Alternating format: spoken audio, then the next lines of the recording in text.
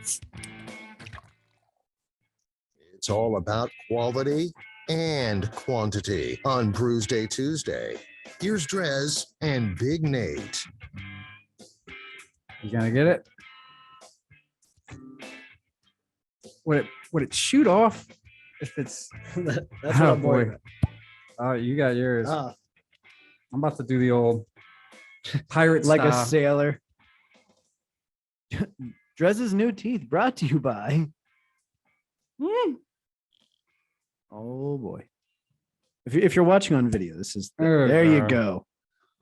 Now you gotta do the whole rest of the segment with a cork in your mouth. Brewsday Tuesday, ladies and gentlemen. It is brought to you by the Cellar Restaurant and Six Pack Store in downtown Blacksburg.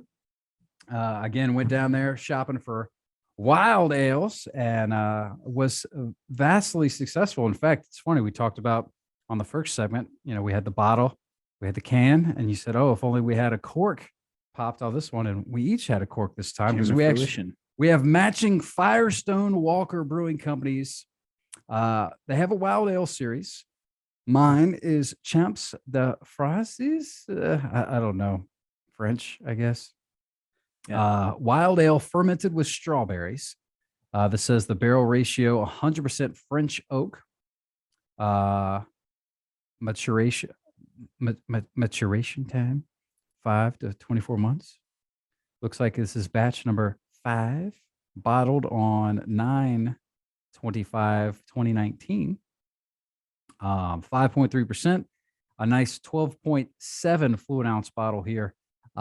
This is going to be an interesting beer. So I almost feel like with these statistics and information, like it's talking about barrel ratio French oak. I feel like this is almost, and the cork as well. I feel like this is going to be more of a wine than like a beer, although it's not wine status ABV. But I think this is certainly a beer for the beer nerds. I've, of course, got the Firestone Walker Freaky Bones, batch number 1, bottled November 22nd, 21, with only 1,900 cases made.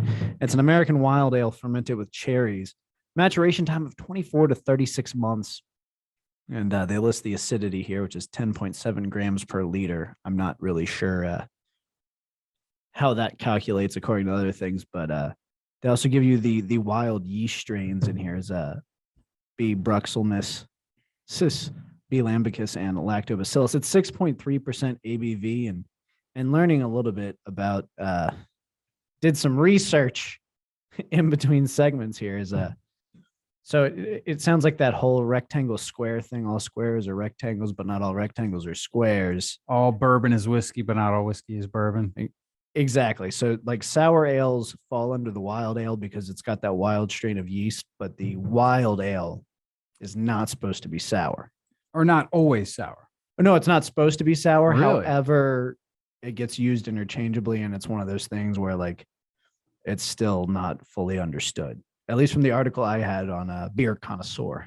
Oh, okay. Interesting. So wild ales, you're saying, should not have that sour. Correct. They should not have that sour taste to them, which is why I think so a sour is a wild ale that's been soured, and that by definition turns it into a sour rather than.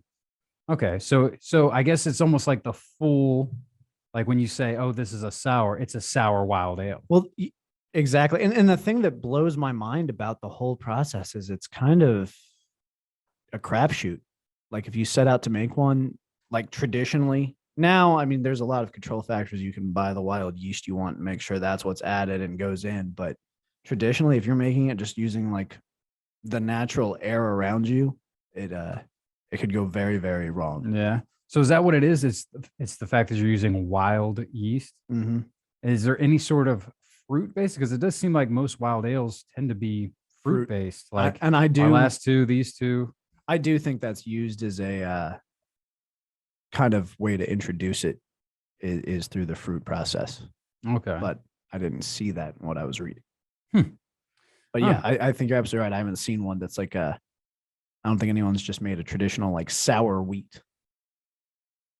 Yeah, I don't know. So Firestone Walker, they're out of what's this, Buellton, California. I know I've had some of their stuff before. They got a really cool label. I mean, I had the bear pair before, and this one you got the bear. Looks like he's about to box the lion, which is pretty badass. Who would That's win? on who wins in a fight, a bear or a lion. Who would win that one?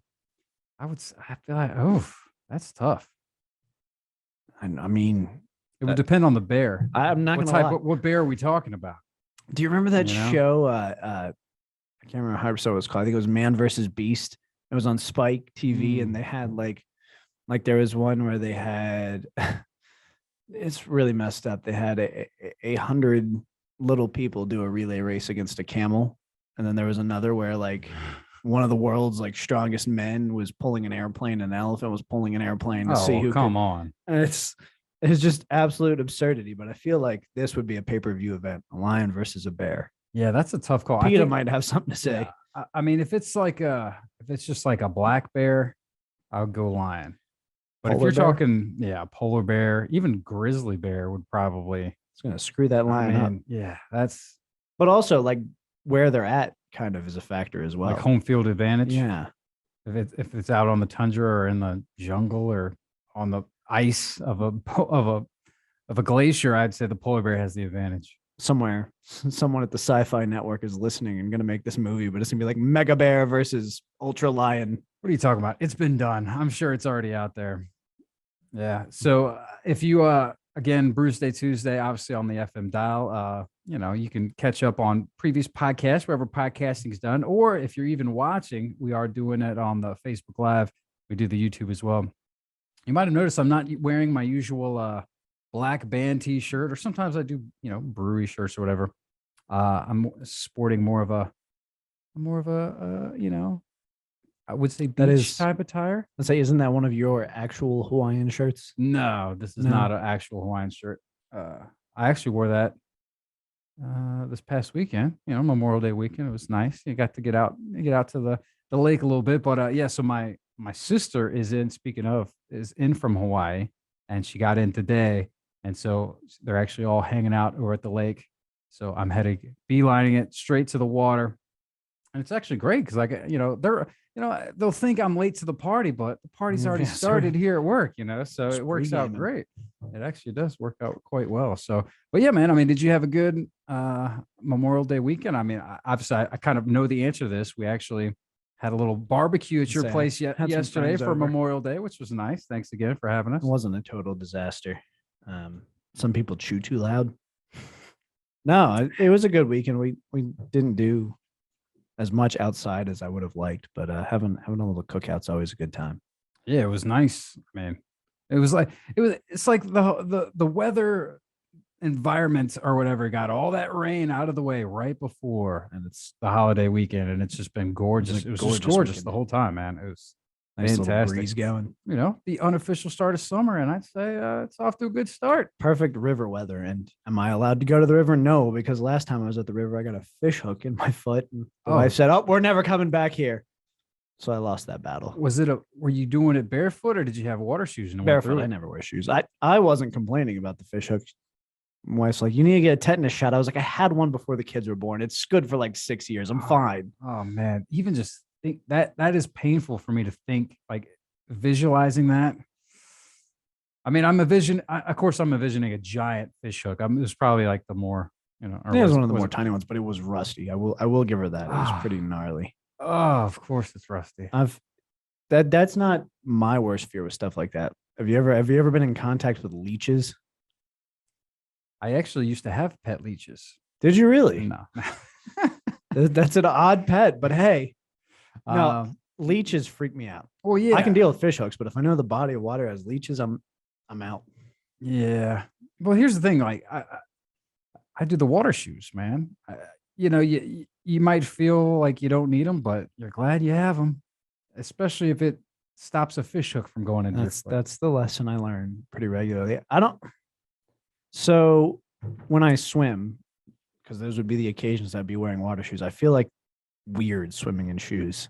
I don't know. It's just some weird, like, baser nature thing. I feel like they're going to get clogged or waterlogged and then they'll fall. And I know that's like completely illogical, but it's a random fear I have. Yeah. So another thing that we did on this past weekend is we ended up going to Shenandoah National Park and hitting a couple breweries. So I know that we won't delve into that quite yet because I did bring back a show's worth of beer, so we can touch base on that later on down the line. But that's just a little precursor of what else we had. And we did. I want to talk about that trip, so I fear we'll obviously save that. But I have some thoughts. But that was the bulk of my holiday weekend. It was nice to get back and do a little day trip in the RV. You can do a lot worse than an RV in Shenandoah. Yes. And I'll leave it at that for right now. You could also do a lot better. Well, I guess we'll save it. Save it for the next time. Got to keep them coming back. Yeah, exactly. But yeah, I mean, it was just a great holiday weekend. Hopefully everybody else enjoyed it. But back to the regular swing of things. Luckily for us, the swing of things is beer. Not too bad. Yeah, we're drinking beer here. The Firestone Walker Brewing Company. Honestly, I know that we were torn on who should get what to the start. I wonder if I should have grabbed yours because I didn't realize that this is a strawberry. I don't like strawberries. Oh, I know I'm a bit of an outlier in Okay. that, but I'm not a strawberry fan. then I'm sorry. I would have Well, I just didn't even fought you harder. I didn't even really look at it and think about it. But this is not to say that this is bad. It's just this one's a little bit not as good as the Bear Pair, I would say. But it is probably right there as described. It is a wild ale. It's got the fruit notes for sure. It definitely, like I said, it does almost reminisce of wine-esque rather than beer. 5.3%.